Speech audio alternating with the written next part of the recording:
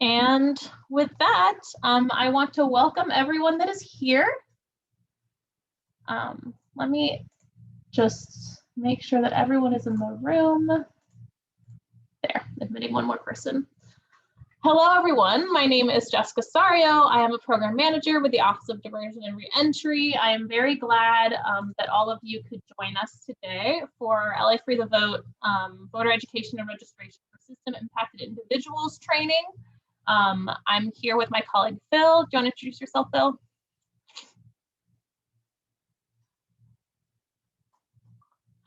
Phil's with the Registrar Recorder's Office. I think you're still on mute, Phil. Oh, okay. Hi, I'm Phil Rivera with the Registrar Recorder's Office. I manage our on-the-ground outreach activities.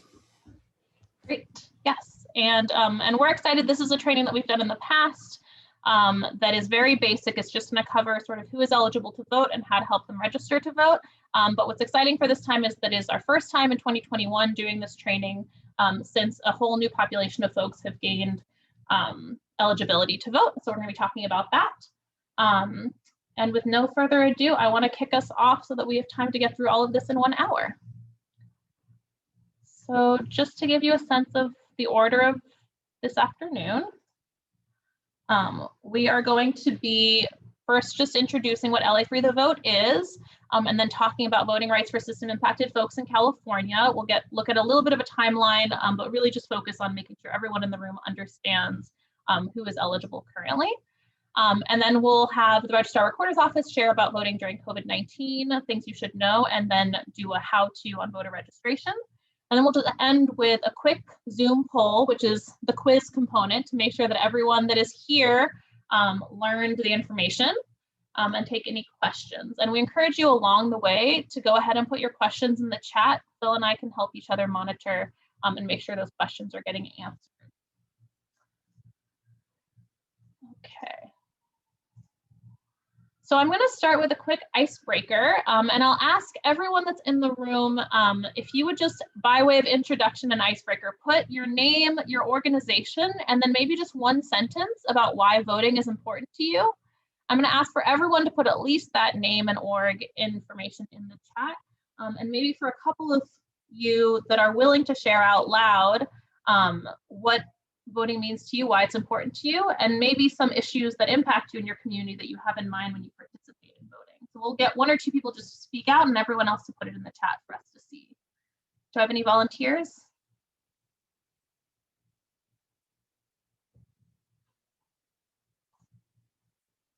I know everyone's busily typing, but if anyone is brave enough to sort of speak out, we'd welcome that.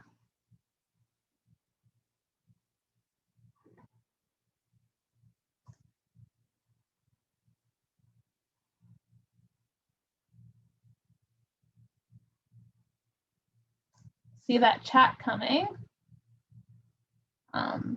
See Daisy talking about initiate justice. Our members are impacted by mass incarceration. Raul from Naleo sharing voting is important because it's a tool to create positive change for our communities.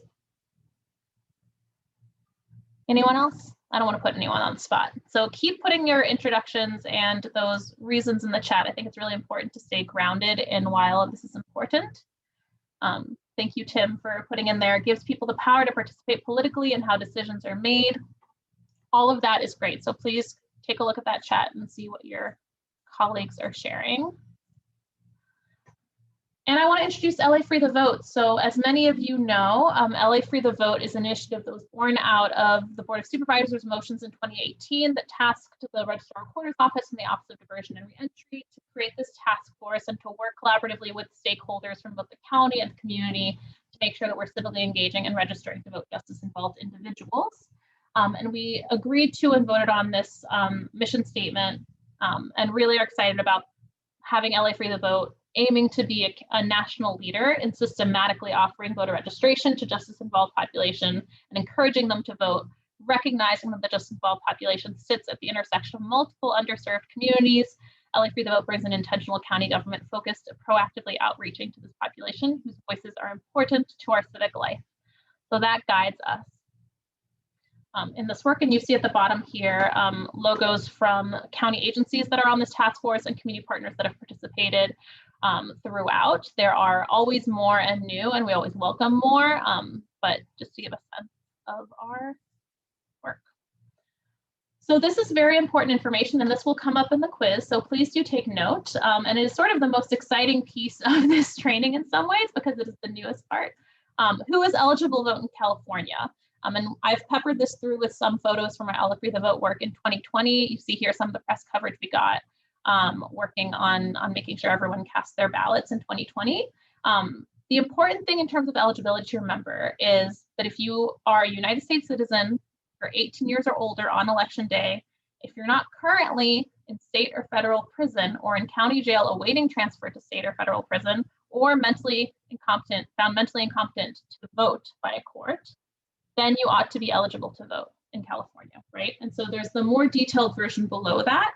The really important addition that is different from last year, if you attended this training last year, is that since passage of Prop 17, November 2020, all of those individuals who are on parole in California, and we'll see a little bit more about this in the coming slides, are eligible to vote. So those are individuals, there's about 50,000 of them across the state that were not eligible prior to November that now are. And it's really, really important that anyone that's newly eligible be proactively sort of outreached to and made aware of that eligibility so that they can exercise their civic right to vote. So that's really important. And then also we want to highlight often misconception that those that are in jail are not eligible to vote. That is not true. If you are in county jail, for the most part you are, with the exception of those folks that are on the way to being transferred to county prisons or state prisons. But if you're there for a parole violation, if you're there probation violation, if you're there awaiting sentencing, if you're there for a misdemeanor, all of those reasons, then you are eligible to vote. Similarly, on probation, mandatory supervision, post-release community supervision, which is sort of AB 109, all of those folks are eligible to vote. So that's really, really important. That's our key takeaway today. So I'm just going to say it again. Parole, probation, system impacted folks in jail that are not on their way to state or federal prison are eligible to vote. Why are people confused about this? This is something we like to add, and I love that we've added this picture here. This was from 2020, LASD staff putting up posters in county jails, letting them know about their voter eligibility. But one reason why people are confused about this is because eligibility changes state to state. So not only do people travel state to state, but often they're not aware that this might be different. And then also in California, we've had a couple of recent changes, including the election code change in 2016, clarifying that those that are on post-release community supervision, those PRCS or AB 109 folks, are definitely eligible to vote. And then most recently, as I mentioned, passage of Prop 17 passing in November 2020, which also added those that are on parole being eligible to vote. So those are a couple of reasons why people are confused or could be confused. It's very understandable. Here we have our very own Joseph Pettit from LARP, who's one of the folks that was really active around LA Free the Vote and registered a ton of people in 2020, have him modeling this. And we have just a slide. I'm not going to go in detail over this. We'll send out the slides, so feel free to look it up. But just in terms of the evolution of voting rights for system impacted folks in California, it is important to sort of notice that it hasn't been static, which is another reason, as we mentioned, people can get confused. The Constitution of California, when it was first established, had they called criminal disenfranchisement. They went on to define what that meant, and then that changed also throughout California's history, including in 1974, when the California Constitution was amended to allow people with a felony conviction to vote after completion of incarceration and parole. And so we see then that jumping forward to November 2020, that has now been further amended so that those on parole are able to vote. So it's been an evolution, and it's been the work of many folks to push on this. And to that end, we just want to highlight again, it's really important for those of you that work directly with any individuals that are on parole to really be aware of the work that's been done here. Prop 17 has passed. Those folks are eligible to vote. The estimate that I heard from LA County was about 14,000 folks in the county would now be newly eligible to vote. And so we want to make sure to get the word out. A couple of benefits of civic engagement for system impacted folks, which overlap with benefits of civic engagement for a lot of us. One is just health. There are studies that show that people that are involved in voting and in civic engagement have improved health outcomes. Another really important one for our population is around racial equity. We know that Black and Brown folks are disproportionately represented within the justice-involved population. They've been over-incarcerated, and a lot of times those individuals then have a disproportionate lack of political power and disenfranchisement because of that. And so making sure that all justice-involved folks that are eligible are aware of that and proactively registered and encouraged to vote is a matter of racial equity. And it also has been shown in at least one study to have an impact on recidivism, and promoting a sense of belonging within society also helps sort of reduce the chances of someone having their freedom limited again. So that is all I wanted to say on the front end. Maybe before transitioning to Phil's section of this training, I just wanted to see if there are any questions on anything I've covered so far, either in the chat if I haven't seen them, or if you want to speak out right now.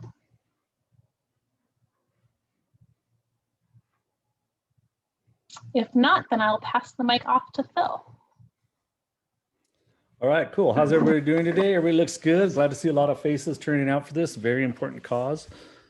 Okay, we're going to talk a little bit about voting in a time of pandemic. These are changes the county's made. This is voting in general, not necessarily pertaining to just voting while incarcerated or any of those aspects. So just what we've done to ensure the safety of our voters and such.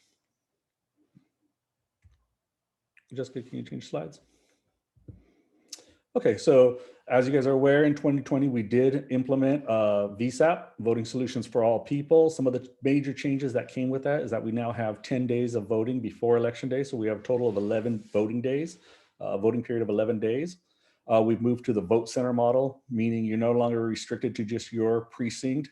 You can vote anywhere in the county and still have access to your home ballot. You will not be voting provisional. You will not miss out on your home contests.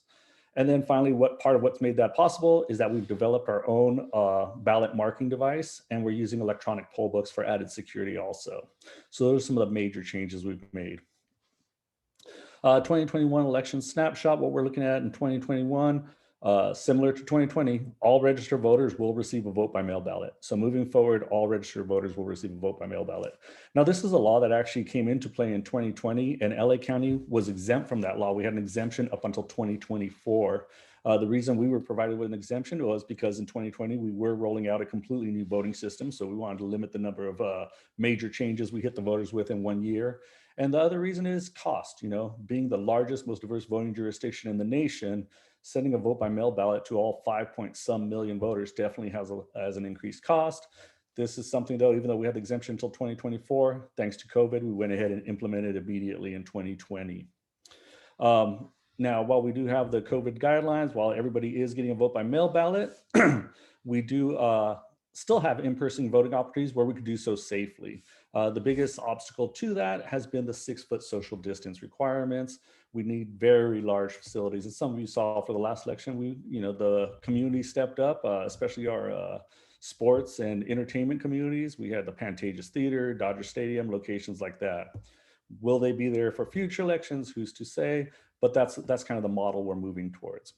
Again, for all 2021 elections, we are planning on having a full 10 days of voting prior to Election Day. And another thing we have, and I don't have my numbers here, but that proved to be supremely popular during the general election, were vote by mail drop boxes where you could drop your vote by mail ballot anytime during that voting period. Basically, voters now have three opportunities to submit that vote by mail ballot, or 3 methods. They could submit it via USPS. They could drop it off at one of our drop boxes that are scattered around the county. For the general election, we had over 400 locations. And then finally, you could drop it off at any vote center in person during the election period. I think for the last election, we had, 500,000 more ballots delivered via the drop box than we did via USPS. So those drop boxes were hugely popular. Okay. There's a couple shots of the drop boxes. A couple things we always want to remind everybody in the community, and the reason we continue hitting this over, we had it all last year, and we're continuing to remind people for this year, is because it's something new, and we want people to become comfortable with them. When you are submitting your vote by mail ballot, we always want to remind people to make sure their ballot is actually in the envelope. We do get a percentage every year. We open up, hey, there's no ballot in here. You always got to secure it, and make sure you sign and date the back of that envelope, right? You want to try and sign it as close as you can to the way you sign your registration form.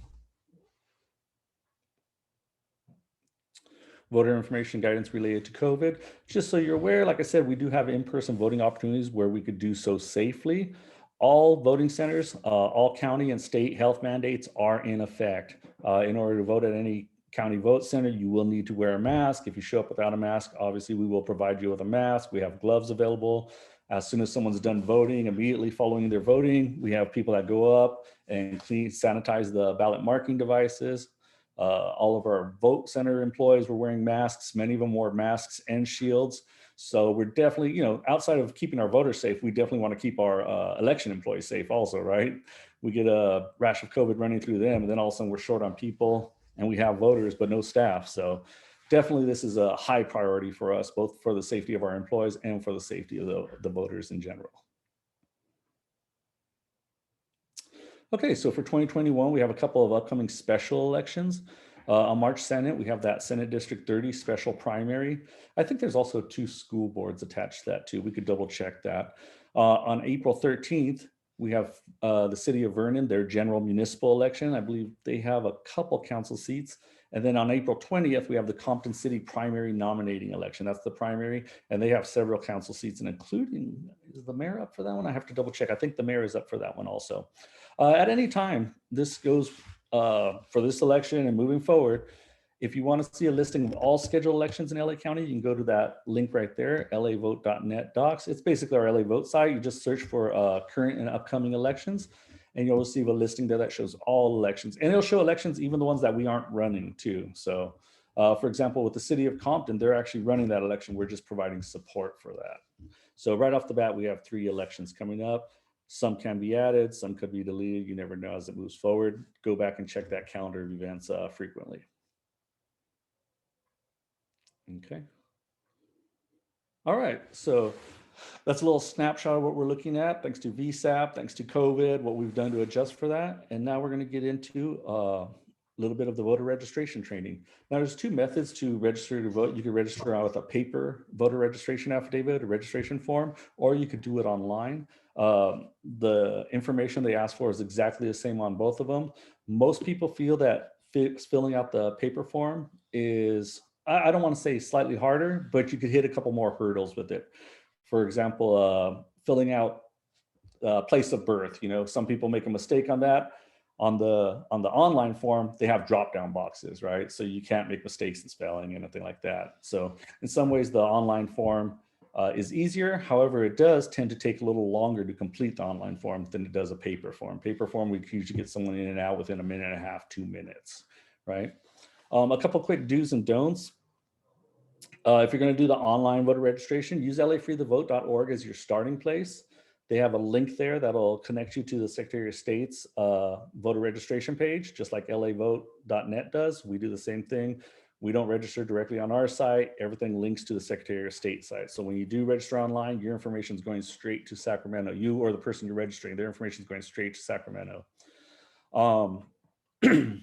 Don't sway or suggest political party preference, and we'll get to that during the training. You never want to encourage folks towards a specific party. Now, you can always answer questions based on party. For example, a couple of years ago, the question we got frequently in the field was, oh, I want to be the same as Obama. What was he? And so we could tell people, well, that's just a fact. Democrat. He's with the Democratic Party. You can look that up on the internet. I'm not telling them they should be in the Democratic Party because Obama was. They're stating what they want. I'm telling them what they need to know for that to happen. Just like in 2016, people were saying, oh, I want to vote for Trump in the primary. I heard I have to re-register. Well, the Republicans had a closed primary. So yes, someone who wanted to vote for him did have to register as a Republican. So we would tell them, yes, you do have to register as a Republican. Again, we were not telling them, oh, you should register as a Republican. That way you can vote for so-and-so. No, we're just answering their questions for them. If you're doing the in-person, we always want to use blue or black ink. And you know what? We encourage folks say, oh, I'm not sure. I registered before, I moved. I don't know if I re-registered when I moved. Well, go ahead and re-register at that time, right? All that will happen on the back end is that we're just updating your information. So all you're doing by re-registering is just guaranteeing we have the most current address for you. We have the most up-to-date signature for you, all that kind of thing. So when in doubt, go ahead and re-register. In person, we don't use pencil. The only place we allow pencil to be used is within the jail facilities. The reason we don't use pencil is because pencil can be changed, right? So Something comes back with eraser marks all over it. We don't know. Was that like some kind of rogue mailman? Was that someone that intercepted the form in between? We don't know. So we always try and use blue or black pen only. We don't make corrections on these forms. Again, we don't know who made that correction. Someone says, oh, well, you know what? I'll just line it out and put my initials next to it. But on the back end, the clerk that's entering that information, they didn't see you do that, right? They don't know if you really did that or some, person, again, some person with nefarious designs decided to do it. So if someone does mess up, we simply write void on it, tear that form in half, and start all over again. We don't want to make any corrections on the form. If you are, right now I know it doesn't happen a lot because of COVID, but if you are completing registrations in public and someone makes a mistake, be discreet about it. We've had issues where someone's like, oh, they voided it out and they rip it up. And then someone else sees them and says, oh my gosh, why was the registrar ripping up registration forms? They're out there registering people and then just throwing them away. They're probably throwing away if you're from party X. And that's not the case. So use a little discretion. People, their perception, they'll believe what they think they're seeing. And they're not going to come up and ask you, it's like, hey, why did you rip that form up? They're just going to see you ripping a form. Okay, let's go ahead and move on. These are some stats we have on what we call snags. A snag is anytime, we call it a snag anytime we cannot completely process a form from beginning to end on the first go around. So for example, box number 3 was a huge one. US state or foreign country of birth. I forgot what year we got these stats. It was 2 years ago. I think it was 2 years ago. We had 663 snagged, right? So people messed up on US state or foreign country of birth. And that happens, that used to be one of our most frequent errors. You see it's down to 663. It used to be in the tens of thousands, but we really focus on getting people to just pay attention to that box now. The reason is there's a number of ways people mess up on this. They read it as US state or foreign county of birth, and we'll get these forms back that say Orange County, San Bernardino County, King County, whatever the case may be. And it's like, no, it's foreign country of birth. The other way people do it is it says US state or foreign country of birth, and they'll simply write, oh yeah, I was born in US state, or I was born foreign country, and we need a specific state or country. So that's something that would cause a snag. Now, again, US state or foreign country, that's something when you're doing it online, you click US state, it's going to give you a drop down of the states. So it's not like you can just write, oh yeah, US state, there's one error that's automatically amended just by doing it online. Date of birth, we had 65,640 snags because of that. We think the way the old forms were, and plus the new forms, it's just something that happens near the end. People just forget to do it. So we really stress that. Home address, again, this is the address where you live. We don't really have too many theories other than that, up in North County, they'll use streets like third and you'll use the number plus RD. And down in LA, we'll spell out the word third. Sometimes that messes people up. Other reasons are people use nicknames. My street, growing up, I grew up on a street called Compromised Line Road. And anytime people were punching my information, I would fill out on a form. They'd always just type it up as Compromised Lane. They just assumed that's what it was. So I would not get mail all the time. So home address, that's a tricky one. We always tell people just fill out your address the way it is on your street sign. Political party preference. Again, we don't push a specific political party. The reason we put that one up there is we do like to mention to people the American Independent Party. That's one that when they've done surveys, they found anywhere between 70 and 76% of the people that are registered as American Independent were actually believing they were registered as independent. They did not realize that American Independence is an actual party. So in that case, when we do see someone marking American Independent, we step in. We don't try and sway them away from it. We just want to remind them like, oh, sir, I see you're marking American, sir, man, we see you're marking American Independent. Want to make sure that you understand that that is a political party. It does not mean that you're independent. And then we go on to explain that someone who wants to be independent or not associated with the party is now called no party preference. And then finally, box number 10, signature. Unfortunately, people will take the minute and a half, 2 minutes, they'll fill out all the information, they'll hand the form back and they'll walk away. And then you look at the form, it's like, oh, they forgot to sign it. Part of that is because of the strategies we use, right? The form is super long. So what we do is we fold over the bottom third of it so it doesn't look like a giant form. It doesn't look like we're approaching someone with a scroll of information. The problem is people will fill out all the information on the front and it's the signature that's on the part that's get folded over. So always remember to either unfold that part or always double check for signature. All right. Here's those do nots again. Again, we don't predate reg forms. You never want to refuse anyone a registration form. By law, if you're conducting voter registration, anyone that asks for a form, you have to provide it. Someone could walk up. I always say they could I always joke around that someone could walk up and have a tattoo that says felon for life across their forehead. We don't know if they're actual felon or if they're just some kind of edgelord or what, right? And that person could be asking for a reg form for their auntie back home who has some mobility issues or transportation issues. So we never refuse anyone a form. On the flip side of that, people say, well, what if I give someone a form and they commit voter fraud and they track that form back to me because we checked them out through LA Free the Vote? Your role by law is to provide that form.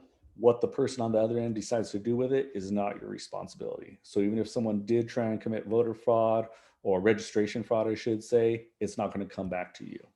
And then finally, like I stated, never make any corrections. We simply line out the correction, write void on it, and then start a whole new registration form.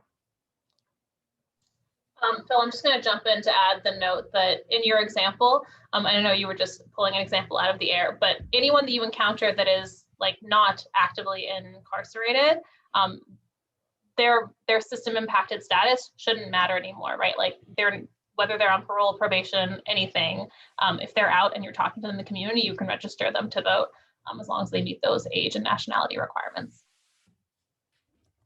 Citizenship requirements, not nationality. Oh, sorry. Yeah. I think of that the same way. So, all right, what we'll do here is we'll just roll through the boxes here. Box number 1 is just qualifications: U.S. citizen, U.S. citizen and resident of California. You must be a resident of California, you must be a U.S. citizen. If you cannot mark yes to that, the person is ineligible and you could stop the process right there. The next question is the person confirming that they are 18. Now, something to take note of, if the person is 17 when you're registering them, but they will be 18 by the time of the next election, they can legally mark 18. So if they're 18 by the time of the next election they're going to be eligible for, they can mark 18. Let's say today I go out and register and I see some students. I'm in the Compton area and that election's on March 3rd. I could have those students register as 17-year-olds, but they can mark 18 because if their birthday is at the beginning of March or the end of February and they'll turn 18 by the time of that election, they're good to go. And this way they make sure they're voting in the most current elections. Finally, if someone's not 18, they can still pre-register as a 16 or 17-year-old. Legal name, basically it's your name on your birth certificate or your driver's license, right? Don't use nicknames, don't use titles, doctor, reverend, lieutenant. All titles worthy of respect, but you know what, unless your parents had the foresight to name you doctor at birth, don't include it in here. And then don't use nicknames. I joke around that in my neighborhood when I grew up, we had 3 Snoopies across the street from us. 2 were brothers, and that was Big Snoopy, Little Snoopy. And then their cousin that would come over like twice a month because the mom babysit, and he was Fat Snoopy, right? So it wasn't the most PC crew, but we all had a bunch of Snoopies. Outside of a little neighborhood in Azusa, nobody knows who those Snoopies are. Plus there's a Snoopy in half the neighborhoods in LA County. So no nicknames. The only time you use anything other than your birth certificate is my one of my son's uncles. He's Vietnamese. His name is Duc, D-U-C. His entire life, he's gone by Doug. His driver's license is Doug. All his official documents are signed as Doug, so he goes by Doug. That's the only time, and that's why I say use your birth certificate or your driver's license. Okay. Identification, we ask for either a California driver's license or ID, California issued ID. In lieu of that, not in addition, in lieu of that, you can use the last 4 digits of your social security number. Now, technically, you could register without either of those pieces of equipment. However, the registration process is delayed. We will not be able to process this form at Norwalk within LA County. We'll have to send that form up to Sacramento. And I don't know what their background process is when someone doesn't provide this information, but it could take several weeks. Eventually, the person will get the postcard saying, yes, they're registered, or no, they weren't able to register them, whatever the case may be. However, if you want to get it done fast, and this especially comes into play close to an election, right? If you're close to close the registration, you want to make sure that person's registered so they get that automatic vote by mail ballot. Really encourage them to use a driver's license, ID number if they can remember it, and at the very least, the last 4 of their SOCH. This information is confidential. It's only used for election purposes. I do let people know that the voter file, it's what I call semi-confidential, semi-public information. Someone can't just walk in off the street and say, oh, I'd like to buy the voter file for all of LA County, right? You have to meet some qualifications. You have to be registered as a 501c3 nonprofit, maybe registered campaign that's running for someone running for office, something like that. And you have to have a written justification as to how you're going to use that information, okay?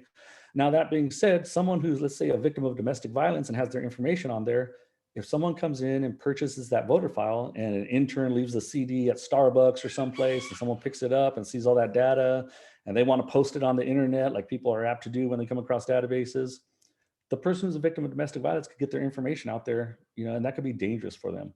So just so you're aware, we do have a program. California does have a Safe at Home program, and this applies to victims of domestic violence. They can apply through the Secretary of State's website, and that'll make their information on the voter file confidential. They also have a similar program for law enforcement and judges, peace officers and judges. You can imagine a judge that's sitting up there sentencing people on a daily, doesn't want his address information getting out there either, so he could register as confidential, something that's comes into play. This especially comes into play a lot when we're working within our homeless communities too. Okay, there's my rooster. Okay, box number 3, date of birth, place of birth. Date of birth, straightforward, 2-digit month, 2-digit day, 4-digit year. Place of birth on paper, this is the one where people mess up. US state or foreign county. We're looking for a specific state, California, Oregon, Washington, New York, whatever the case may be. Or if you weren't born in the States, a specific country, Venezuela, Mexico, Ireland, Japan, wherever you were actually born. Don't just write US state or foreign country. We need specifics there. Again, in the drop downs, when you're doing it online, there's drop down information for this. So it's really straightforward. Okay, box 4. Box 4 is your home address. Again, I mentioned at the beginning, write out your home address the exact way it is on your street signs. Don't use abbreviations. Anything you can do to make it clear. Like I tell people, don't even abbreviate the county name, right? Spell it all out if possible. If it's if it's North Dalton Street, write the word North, just to avoid any kind of issues, any kind of, on the back end, it's still a manual data entry process. So the more specific, the more clear we could be on that information, the better it is for the data entry clerk. And then something you should know, you see down there, it's small, I should actually make that bigger. PO boxes are not acceptable as home addresses, okay? A person could use a PO box to receive their election materials. However, they can't use the PO box as their home address. And why is that? Because you can get a PO box in any city you want, right? I work in Norwalk typically, so I can get a PO box across the street from me at the little post office annex, and I'd be able to pick up my mail every day at lunch. Great, perfect for convenience. However, if I tried to register to vote, I live in Azusa and I'm registering at a PO box in Norwalk, I have no right voting on tax measures or any kind of measures that apply to the people of Norwalk. I don't live there. So that's why you can't use a PO box for that. Again, I would have to use my Azusa address for my home address. And if I wanted my mail sent to a PO box, I would put that in box number 5, my mailing address. Okay, someone who doesn't have a home address, right? A person experiencing homelessness. What were we at the last count? 60,000 people in LA County, pushing close to 70, I think, experiencing homelessness. What we ask for in those cases, they may lack a home, but they don't lack any voting rights. Where it is for home address, there's a space there where you could just enter cross streets. So here we see an example from Baldwin Park, right? This could be a homeless person from Baldwin Park. Hey, I don't have an address, but I usually stay in the area of Main and Los Angeles Street. Okay, they gave me cross streets. Our GIS team could look that up in their system, say, oh, Main and Los Angeles, that falls in the middle of Congressional District 32, Assembly District 51, whatever the case may be. We could establish a voting precinct from you for that person. So we definitely need some cross streets. Outside of that, the person still needs a mailing address though. So box number 5, they would still have to fill out for someplace to receive their mail. Oh, what's missing on this one? I just saw that, it goes from 4 to 7. Box number 5, they still need a mailing address.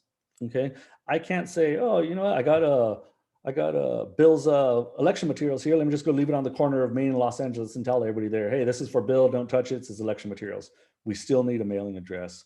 The good thing is many missions, churches, support homeless advocacy groups, many county agencies, I believe DPSS, some of their offices, DMH may also do it. They provide addresses where a person experiencing homelessness can receive their mail.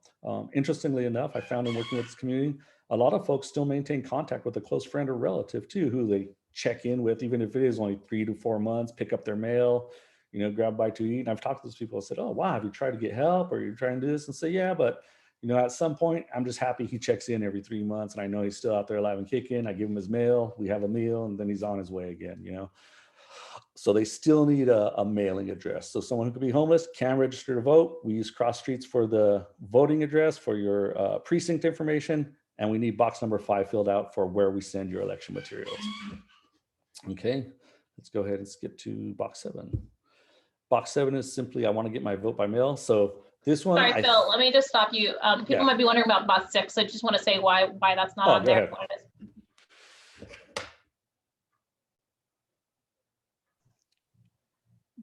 Sorry, box 6 is previous registration.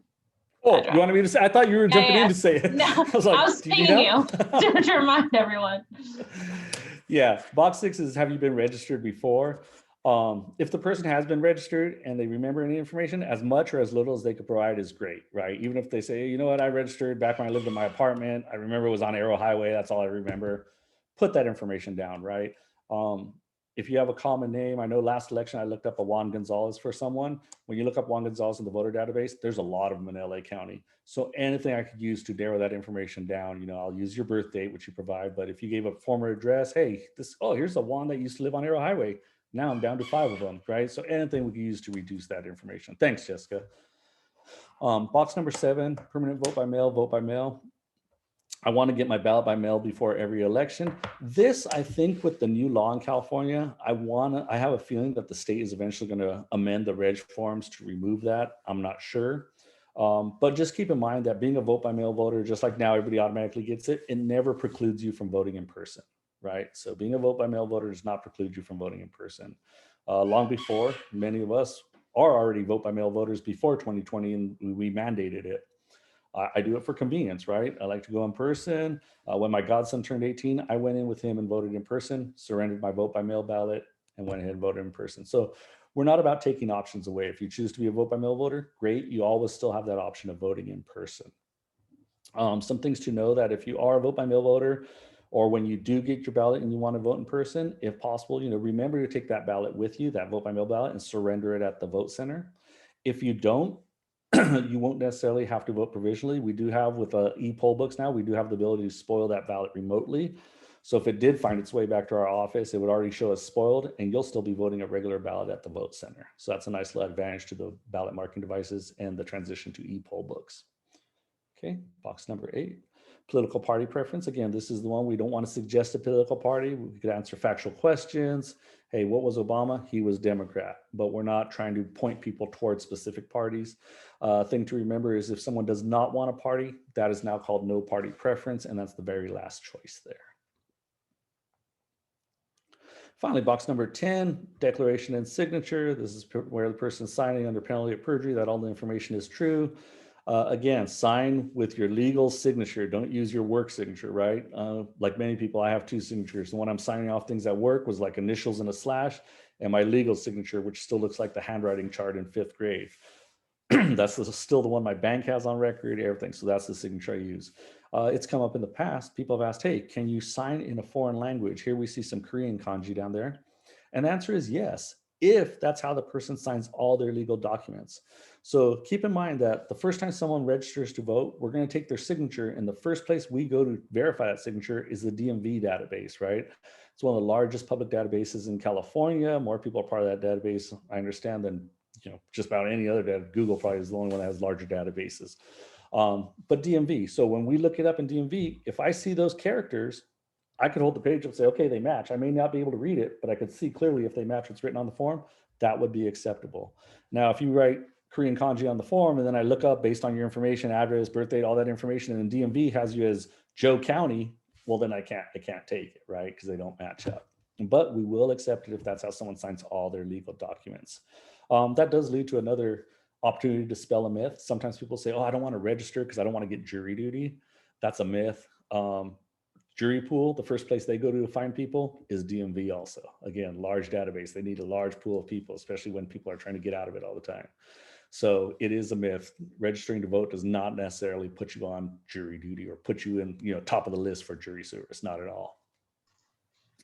I just jump in and say, if you're wondering about box 9, which we skipped also, that's an entirely optional box as well, with like email and phone number and other things like that. Yeah, the state's starting to start some text back campaigns. So if you want to provide a phone number, if you want to provide an email address, sometimes it does help us when people provide that information. For example, if there's something that's unclear on the form and that person has provided an email address and or phone number, we could reach out to the person directly and say, hey, you know what, it looks like you wrote this. Can you verify what your name or what your address is? And they verify, like, okay, great, we got it to go. And that way it prevents it from being a snag. So if the person does include some of that information, there are benefits to it. The registrar's office does not take that email. We will not spam you. We don't sell your information to any third parties, anything like that. Okay. Signature assistance. This comes into play if you fill out the form on behalf of somebody else, right?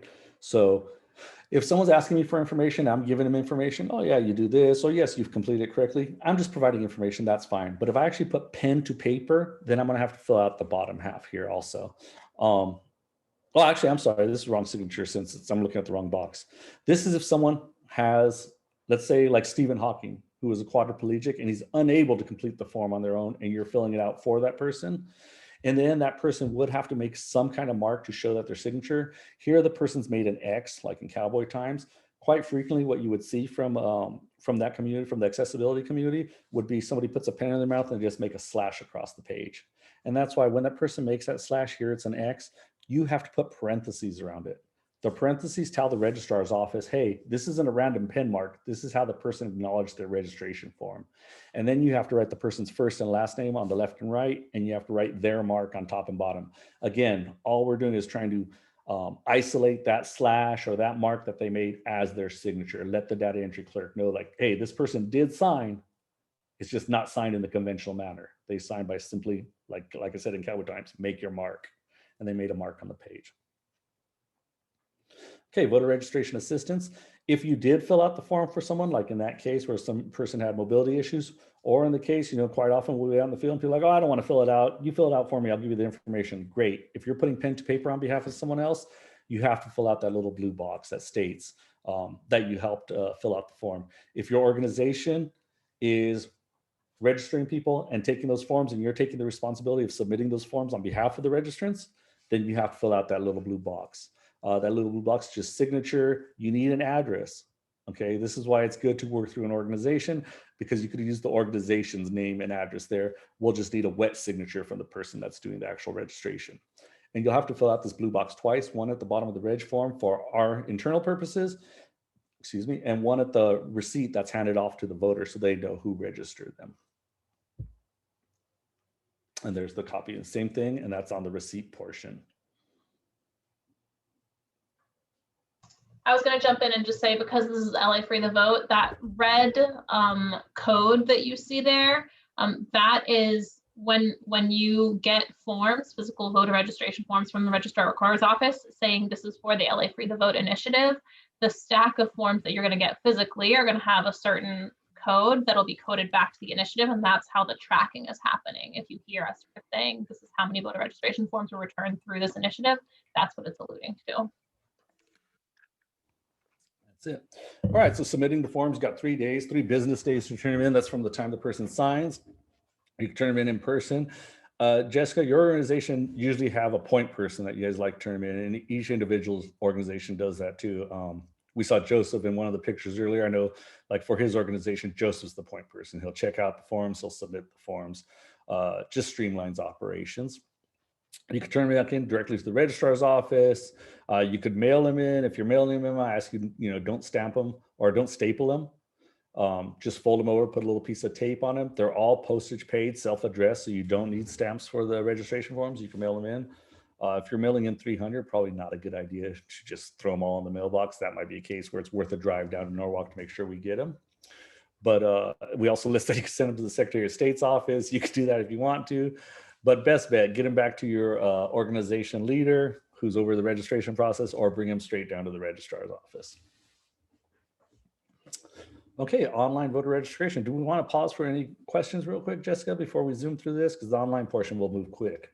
Yeah, so just so you know what's coming, we're just going to show you some screenshots and very quickly just say basically it's the same thing online. So are there any questions about just the how-to on the physical form? You can just speak out and unmute yourself or put it in the chat, whatever you feel more comfortable with.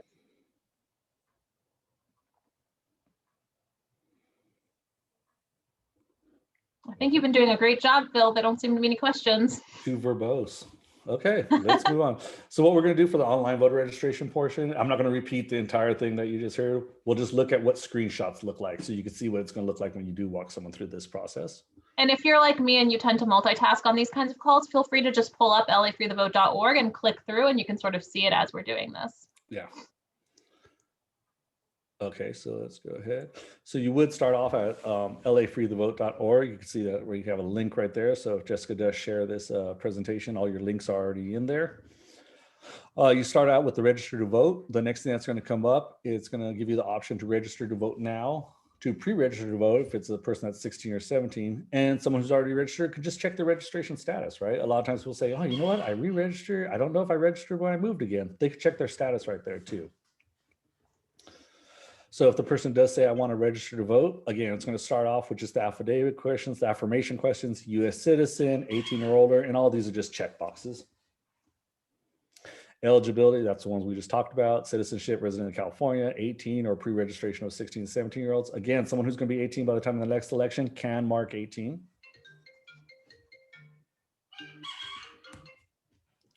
Legal name, same as the other form, put your name as is on your birth certificate or driver's license.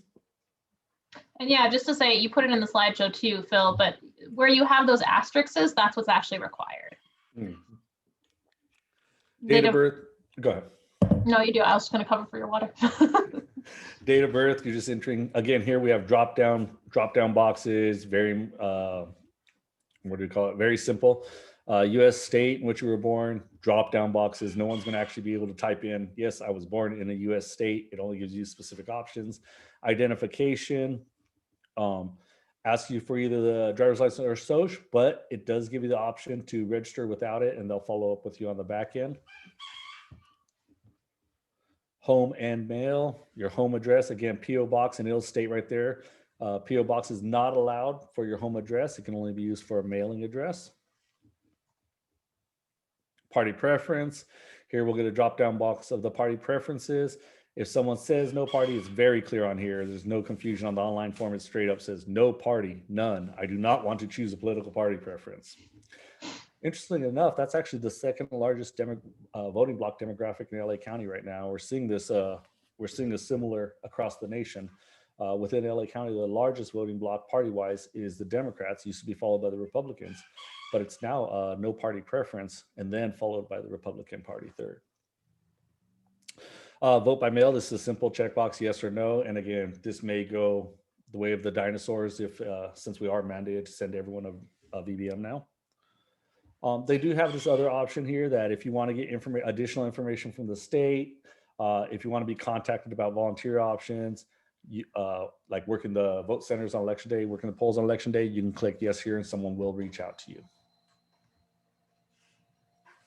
Assistance, this is if someone helped you fill it out. So again, I'm sitting there with my laptop, I'm helping someone who's sitting next to me, I'm walking them through, I'm punching the information in. I will have to fill out this part for them if I'm the one that's actually doing the typing in there. Here's the affirmation at the very end. The person reads it, you click the box, I declare under penalty of perjury that all of this is true, and you're good to go. That's the same as signing it. And I think that's the end of the actual voter registration piece. So before we transition, are there any questions that came up as we were doing the quick run through the online form?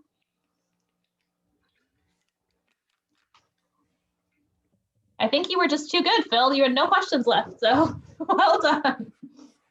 Right on. All right. So it's 3:50. So in the last 10 minutes, we're just going to do a little bit of sharing out of LA Free the Vote resources and tips. And then we're going to take that quick poll to make sure you all understood what we were training you on.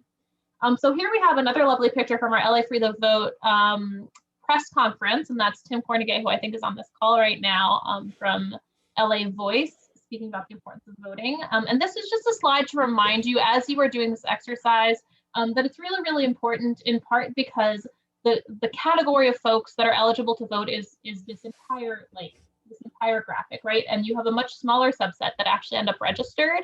And that's something that we can impact by just encouraging people and offering the opportunity and being sort of persistent and positive and aware of sort of everyone's rights and helping them become aware of it. But also recognizing that the folks that actually show up and cast their ballots are the folks that are making the decisions on all of these races. And so encouraging people not only to be aware of their rights, but also to register and then ultimately to cast that ballot can be really important in terms of strengthening our democracy and making sure everybody's voice is heard. And so we included this last year in 2020. We had a voter education guide that we sent out. We'll probably end up modifying it and sending out a different version, but we'll include this in the slides. I won't go too in detail because of timing, but just some ideas for motivating discouraged voters. And what we're calling discouraged voters are folks that are eligible that might not be planning on voting. So the first thing, obviously, is if somebody tells you they can't vote because they're ineligible, you can share sort of the good news of eligibility if that is the case for them, that they are actually eligible and maybe not aware.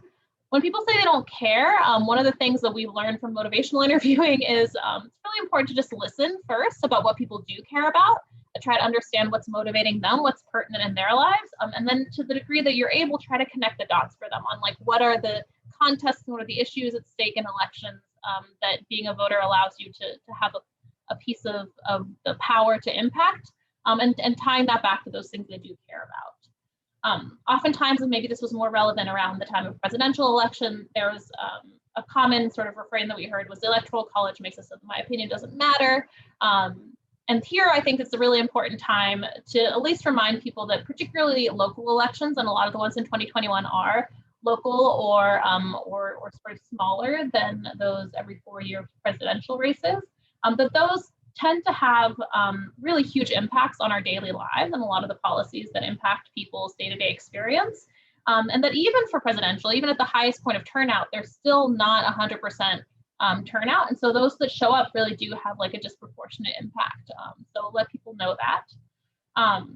If there's general discouragement, we've linked sort of examples of where a single vote has mattered, but also just reminding people of the small margins on a lot of these issues that are really important to all of our daily lives. And you all, are in the community and have seen sort of what are the issues that are moving people and that are impacting their lives. So lean on those.